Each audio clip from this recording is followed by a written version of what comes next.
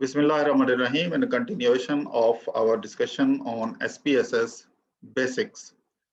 तो हम डिस्कस कर रहे हैं कि SPSS को यूज करने से पहले यानी डाटा उसमें इंसर्ट करना और फिर डाटा एनालिसिस करने से पहले यानी before starting applying the statistical tools or statistical methods in SPSS, we need to set our SPSS. यानी SPSS को हम अपनी मर्जी का कैसे बना सकते हैं, ये हम बात कर रहे थे। तो अभी हम कंटिन्यू करते हुए हमने इसके बेसिक्स यानी इनिशियल सेटिंग के बारे में बात की, एडेड ऑप्शंस हमने देखे, इसके अलावा एक कस्टमाइज वेरिएबल व्यू और view toolbars, customize edit, इस ये ऑप्शन हमने अब देखना है। ये क्या चीजें हैं देखें, जब हम SPSS में जाते हैं तो ये ऊपर हमें ये इसके वो फंक्शन नजर आते हैं। अब इसमें इसके अंदर कोई इतना बड़ा डाटा है नहीं, मैं एक फाइल खोल देता हूँ ताकि मैं आपको बता सकूं कि ये सारी चीजें हैं क्या। मसलन मैं अपने एक स्टूडेंट का डाटा फाइल खोल लेता हूँ जिसने मेरे साथ थीसिस किया हुआ है। तो ये एक सर्वे डाटा है। अभी क्योंकि सिर्फ ये आपको बेसिक समझानी है, इसलिए क्या ये वेरिएबल किस तरह से है और इसका मतलब क्या है, किस टॉपिक से रिलेटेड है, I think at this stage you don't need to know about it. What you need to know is how SPSS can be preset. तो इसको हम प्रीसेटिंग में हम कुछ कर रहे हैं। अब देखें ये जो है, ये जो बार होते हैं, जैसे ये है ओपन डाटा डॉक्यूमेंट, यहाँ पे हम यहाँ पे ये ओपन कर सकते हैं। इसी तरह ये सेव का बटन है, अगर कोई हमने चेंजेस किया। अब देखें अदरवाइज ये डिम रहता है, फेडेड रहता है, लेकिन जैसे ही आप कोई इसमें कोई काम करेंगे तो फिर ये हाईलाइट हो जाएगा। प्रिंट कमांड, मेरा ख्याल है हार्डली हम प्रिंट कमांड इसमें यूज करते हैं SPSS में, लेकिन कभी जरूरत पड़ भी जाती है। तो अगर आपको जरूरत नहीं पड़ती तो आप इसको यहाँ से खत्म कर सकते हैं, वो तरीका मैंने आपको सिखाना है। इसी तरह ये रिकॉल रिसेंटली यूज डायलॉग, ये इस तरह से है कि जो भी आप इसमें स्टैटिस्टिकल फंक्शन परफॉर्म करते हैं तो ये उसका लॉग मेंटेन करता है। जो मोस्ट रिसेंटली आपने की होती है वो टॉप पे होता है, जो उससे पीछे उसके पीछे एंड सो ऑन, जो भी आपने स्टैटिस्टिकल फंक्शन रन किया। तो ये अनडू रीडू वगैरह ये वो चीजें हैं। इसी तरह go to case, for example एक स्पेशल किसी केस पे, केस से मुराद क्या है देखें, इसको जरा समझें, केस से क्या मुराद है। ये जो नंबर है, ये जो हम इसमें हमारा ये नंबर जा रहा है 1 से लेकर 369 तक, बाकी तो डिम है, बाकी आगे डाटा नहीं है। तो इसका मतलब ये है कि ये 369 केसेस हैं। केस का क्या मतलब है, ये रेस्पोंडेंट्स हैं, यानी इतने क्वेश्चन फील्ड थे जिसका डाटा इसके अंदर डाला गया है, ये केस का मतलब है। तो अब इनमें से ये आपने एक सिस्टमैटिकली इसके अंदर डाटा डाला, हर क्वेश्चनेयर के ऊपर आपने साइन किए या नंबर किया कि ये मैंने सबसे पहले इंसर्ट किया है, ये दूसरा है, ये तीसरा है, ये चौथा है, इस तरह आप नंबरिंग करते जाते हैं तो ये होता जाता है।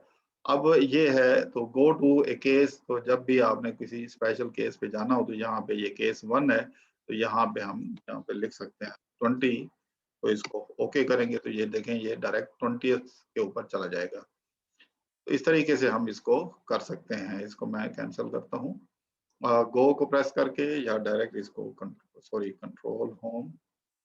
तो इसी तरह ये बाकी ये है।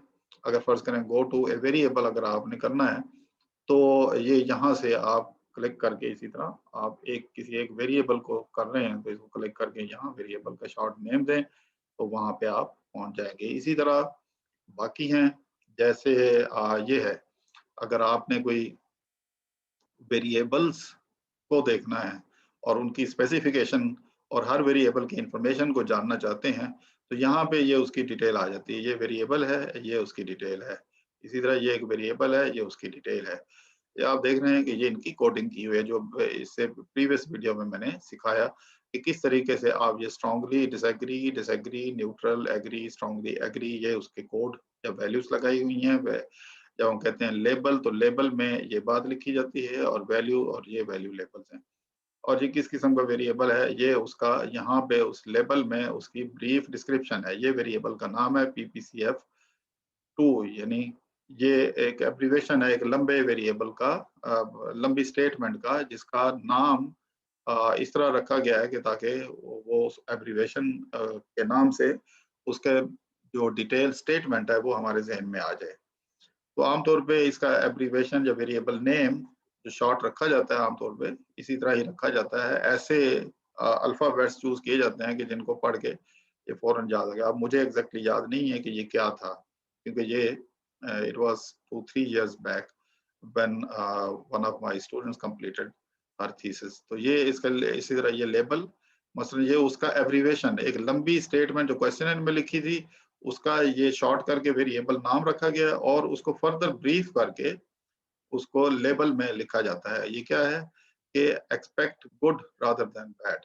एक लंबी स्टेटमेंट थी कि अगर कोई ऐसी सिचुएशन हो तो उससे आप क्या एक्सपेक्ट करते हैं, गुड रादर देन बैड, या इस तरह की स्टेटमेंट थी। तो उसको शॉर्ट करके यहाँ पे लिखा जाता है। उसकी वजह ये है कि जब ये आपके रिजल्ट्स आते हैं और अगर आपने ये लेबल उसमें शो करने हो, क्योंकि ये तो मीनिंगफुल नहीं होगा, PBCF2 ये तो सिर्फ रिसर्चर को पता होगा, रीडर को नहीं पता होगा। तो आप ये शॉर्ट करके, क्योंकि क्वेश्चन की भी बड़ी लंबी स्टेटमेंट होती है, अक्सर लोग गलती करते हैं, लेबल में पूरा क्वेश्चन ही लिख देते हैं। ये बिल्कुल ऐसा नहीं करना चाहिए। उसको रीस्टेट करके मीनिंगफुल 3-4 वर्ड्स का एक ऐसा ऐसा स्टेटमेंट हो जिसको पढ़ के समझ आते हो। अब एक्सपेक्ट गुड रादर बैड, इसी तरह ये उसकी टाइप वगैरह ये सारा कुछ होता है, स्केल और पूरी इंफॉर्मेशन। तो ये इससे हम ये देखते हैं। अच्छा, अब आ जाएं आगे। ये क्या चीज है? ये एक शॉर्टकट है। ये देखें इसको, अगर मैं कोई से 2-3-4 वेरिएबल्स हैं, इनको मैंने सिलेक्ट किया और मैं इन सिंगल क्लिक इनके डिस्क्रिप्टिव स्टैट देखना चाहता हूं, तो मैं इस तरह से देख सकता हूं। देखिए मेरी जो वहां पे सिलेक्शन थी, वो जो था इसका बाय डिफॉल्ट जो भी ऑप्शन सिलेक्ट था आउटपुट के लिए, तो उसने टेबल देखे फर्स्ट कॉलम जो है उसको शेड कर दिया है। तो ये एक शॉर्टकट वे है। आप देखें ये जितने वेरिएबल थे उसके उनका डिस्क्रिप्शन जो है वो आ गया।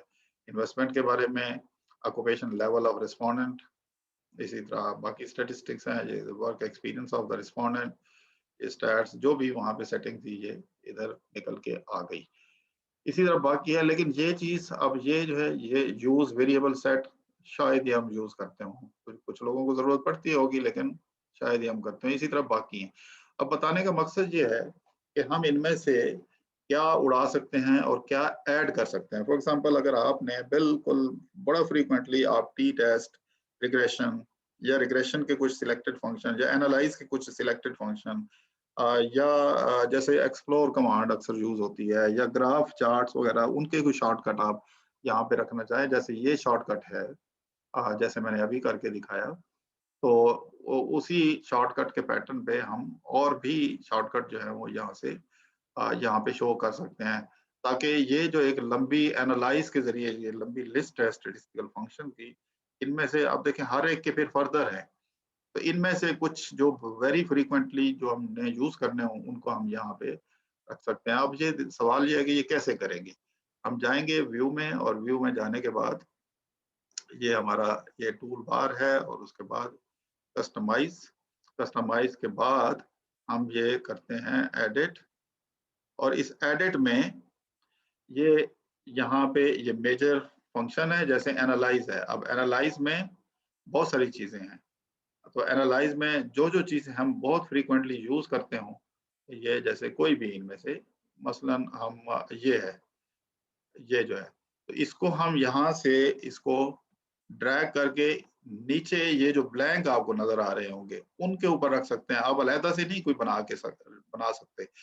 ये आपको बता रहा है, ये नीचे जो ऑप्शन है, ये कस्टमाइजिंग टूल बार व्यू और स्टैंडर्ड जो है, ये आपको बता रहा है कि आप कितने और डायरेक्ट ऑप्शंस अपने टाइटल में शो कर सकते हैं। तो ये जितने ब्लैंक्स हैं वहां पे इसको आप ड्रैग करके रख सकते हैं। फॉर एग्जांपल अगर हम चाहें तो इसको यहाँ पे ड्रैग कर सकते हैं, तो ये एक आ गया।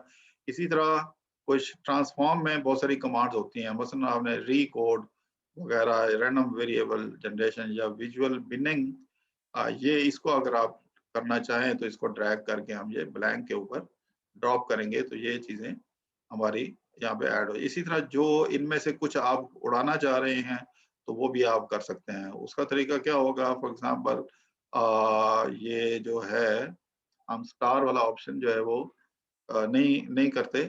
अक्सर। तो इनमें से जो भी है, जैसे ये है, इसको हम ज़्यादा यूज़ नहीं करते, तो आप इसको ब्लैंक कर दें।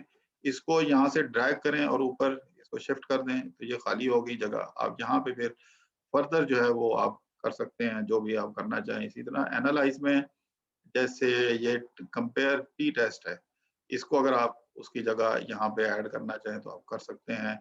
और हैं जैसे इनमें से कोई भी जो भी आप करना चाहें, फॉर एग्ज़ाम्पल नंबर्स है, कोरिलेशन है, ये कोरिलेशन डिस्टेंस है, या पार्शियल कोरिलेट जो है, इसको आप ड्रैग करके यहाँ से हम इसको ड्रैग करके इसको ये ब्लैंक के अंदर डालेंगे और नहीं। इसी तरह इनसे ज़्यादा आप नहीं कर सकते। अभी भी कुछ ब्लैंक्स हैं लेकिन जिनको हम फिल कर सकते हैं। तो यहाँ से अ, हम इसको कंटिन्यू करते हैं और जब हम इसको ओके करेंगे, आप प्लीज़ इस इधर नज़र रखें, तो इनको यहाँ पे शो होना चाहिए। तो जैसे मैं ओके करता हूँ, आप देखें इनमें चेंज आ गई। ये ऑप्शन नहीं था, हमने डाल दिया, ये नहीं था, ये डाला है, ये नहीं था, ये डाला है। अब हम इनसे डायरेक्ट एनालिसिस कर सकते हैं। तो आज के इस डिस्कशन में क्योंकि हम सिर्फ़ उसकी बेसिक्स सीख रहे हैं, हम इनको रन अभी नहीं करेंगे। फर्दर लेक्चर्स में, वीडियोज़ में हम इनको ये भी डिस्कस करेंगे कि ये सारे फंक्शंस इनके मतलब क्या है, रन कैसे होते हैं, डाटा एनालिसिस रिसर्च के अंदर कैसे होता है। लेकिन एसपीएसएस को सीखना रिसर्च में इंतहाई अहम है। और भी सॉफ्टवेयर कर सकते हैं लेकिन हमने एसपीएसएस को चूज़ किया। क्यों किया? इसलिए कि एक इम्पोर्टेंट है, इससे एनालिसिस अच्छा होता है, ख़ास तौर पे आपने इससे पहले टाइम सीरीज़ एनालिसिस के लिए ई-व्यूज़ और जो कि बहुत अच्छा एनालिसिस होता है ई-व्यूज़ के अंदर। और भी सॉफ्टवेयर हैं, स्टैटा हो सकता है, एसपीएसएस एक बहुत ही बड़ा और हिस्टोरिकली एक स्टेबल सॉफ्टवेयर है, आईबीएम के कंट्रोल में है, तो इसमें बड़े अच्छे फंक्शन है, इसलिए हम इसको चूज़ करते हैं।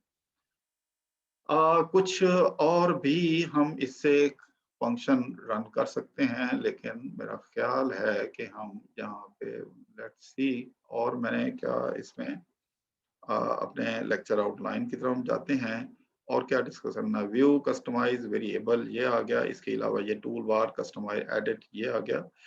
अच्छा, ये मैंने आपको दिखा दिया उसी वक्त जब हम इसको बेसिक्स में ही मैंने दिखाया। उसके बाद हमारा जो नेक्स्ट हमारा डिस्कशन का जो टॉपिक है वो है हैंडलिंग दी मिसिंग वैल्यूज। ये एक बहुत बड़ा टॉपिक है, मेरा ख्याल है इसको हम एक सेपरेट वीडियो लेक्चर में करते हैं अगले सेशन में। तो so far so good. Thank you very much. See you in the next video. Let's start next video because we have sufficient time.